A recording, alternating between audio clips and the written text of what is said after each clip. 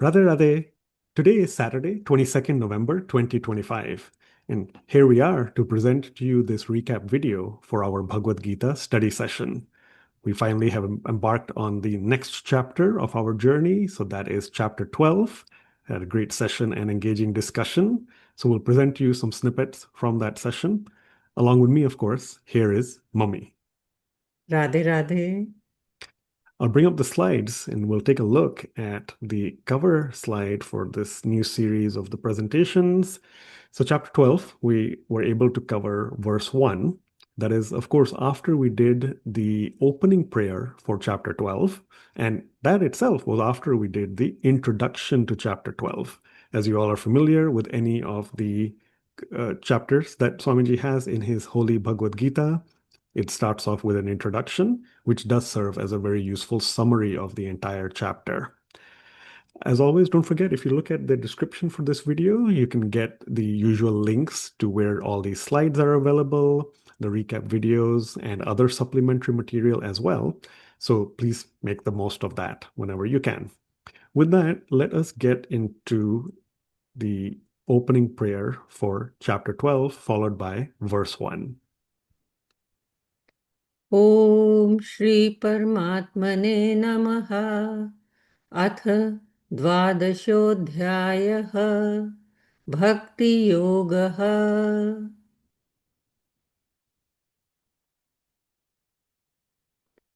अर्जुन उवाच एवं सततयुक्ता ये भक्तास्त्वां पर्युपासते ये चाप्य अक्षरम् अव्यक्तं तेषां के योगवित्तमाः।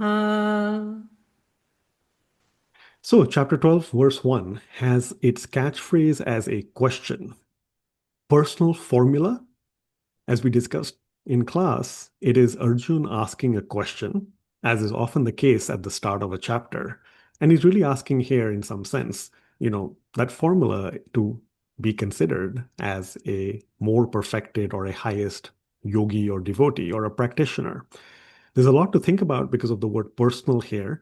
Is it related to Sri Krishna's personal form, or is it related to us as individual persons, more as just ourselves or souls on a journey?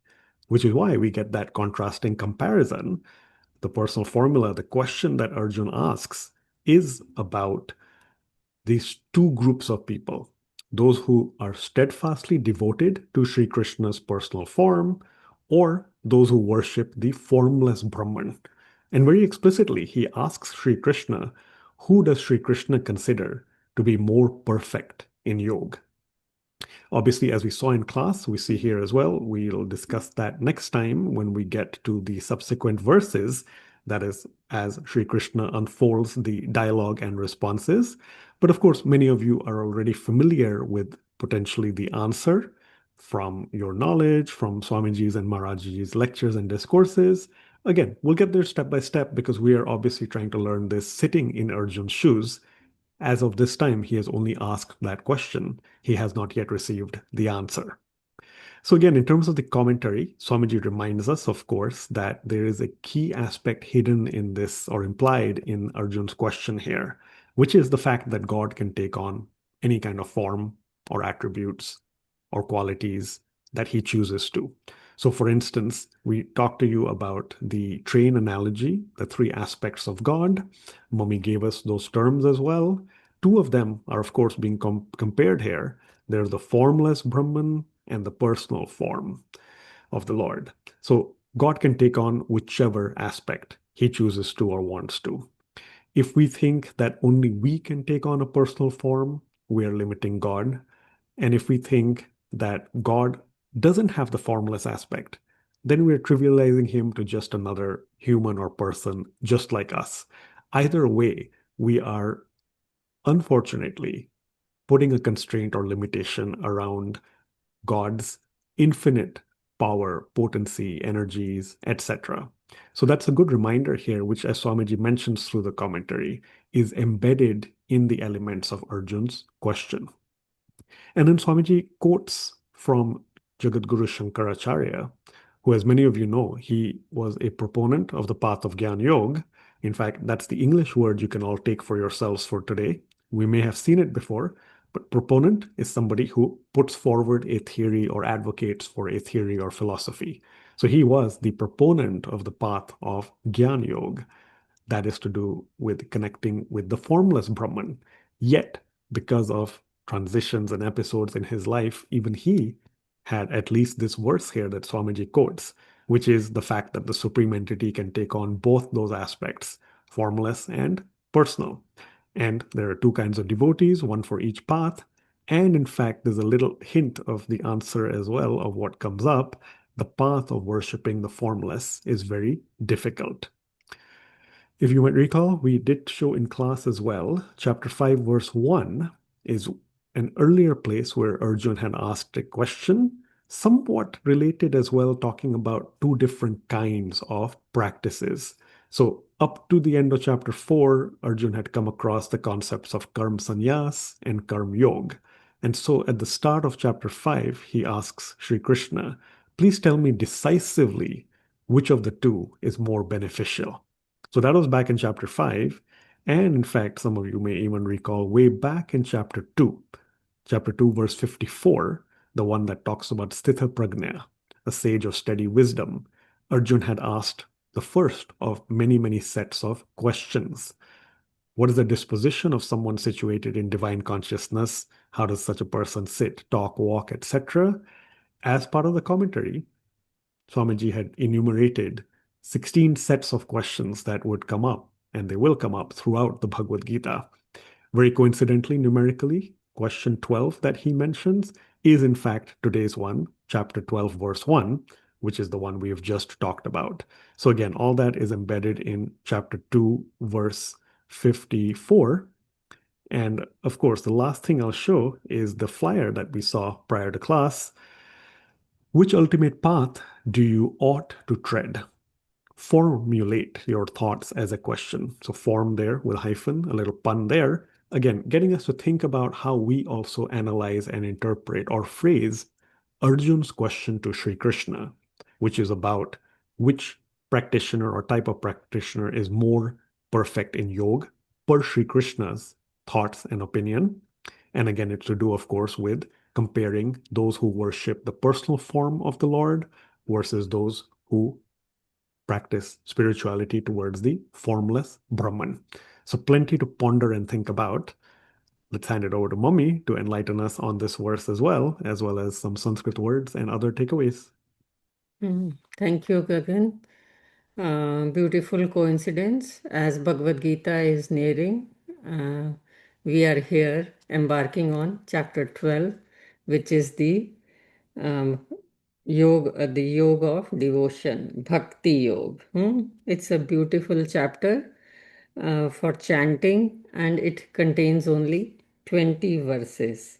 The chapter is all about how Arjun is asking a question to Sri Krishna.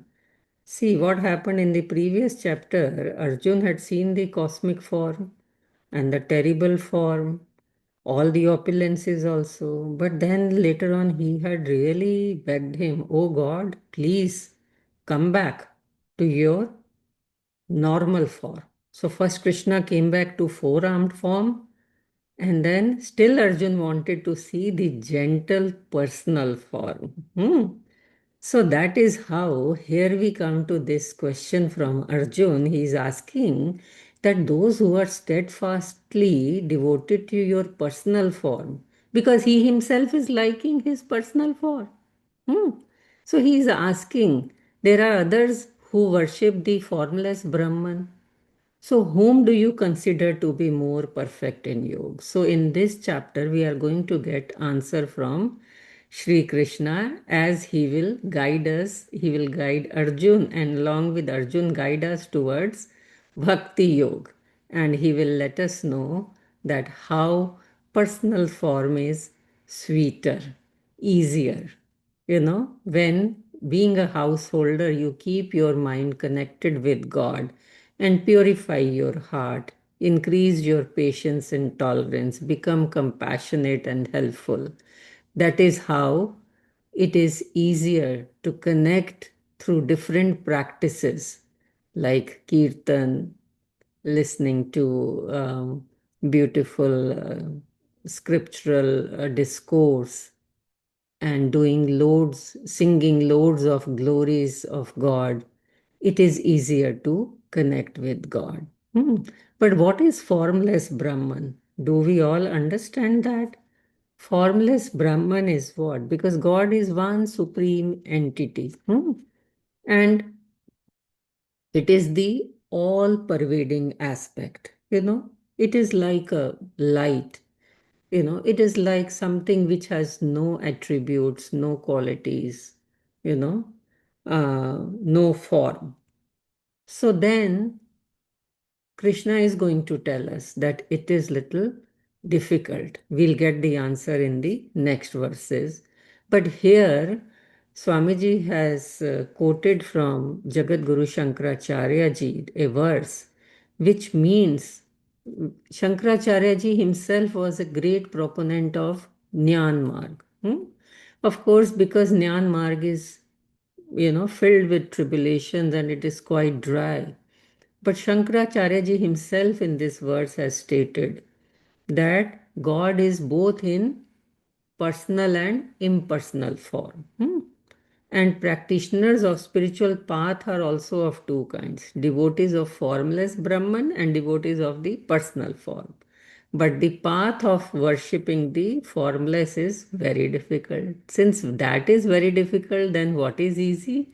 Easy is the devotion of personal form, which has qualities, which has pastimes, which is enchanting, which has attributes. So then it is easier to connect our mind to that personal form. So let's look at two important words from this verse.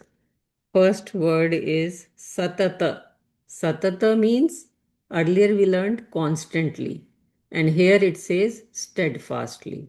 So, when you are constantly remembering something, or but natural, that means you are steadfast, you are fixed, right? Something you do constant, that means you are steadfast. So that is very important for the personal form. Even when you are doing any work as a householder, but your mind is all the time what? It is yuktaha. Yuktaha means devoted. But first, the yuktaha meaning is united or connected, and then it becomes devoted.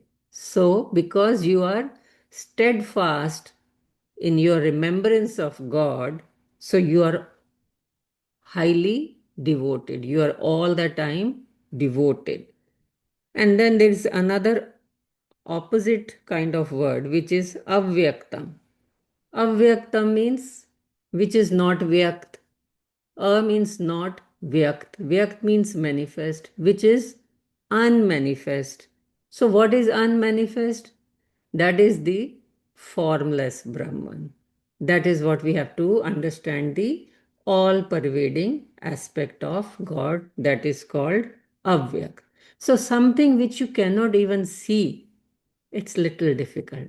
Though we may slowly come to a stage where we start seeing God everywhere, in everyone, in everything, in every part of this universe, in everything of this nature. Yes, we do start getting practice to that. But the difference is that when you start listening to the beautiful pastimes, glories of God in avatar, in personal form, then it is even easier to connect and get united. So basically, this is what is happening in this verse, that Arjun has asked a question to God, that whom do you consider to be more perfect in yoga? So we will understand more in the upcoming verses. Over to you, Gagan. Yeah, thank you, Mummy. So once again, we did cover the introduction, chapter 12, as Mummy said, Bhakti Yoga, the yoga of devotion, followed by chapter 12, verse 1. Of course, as we mentioned in class, given the Thanksgiving holiday coming up in the US, we will not have class next Saturday. That's 29th November 2025. So instead, we meet 2 weeks from today, which is Saturday, 6th December 2025. Same time, 8 a.m. Central Time, 7:30 p.m. India time. So an extra week to keep on practicing spirituality, pondering over the questions, formulating your thoughts, and coming for that session. We'll see you then. Till then, thank you so much and Radhe Radhe. Radhe Radhe.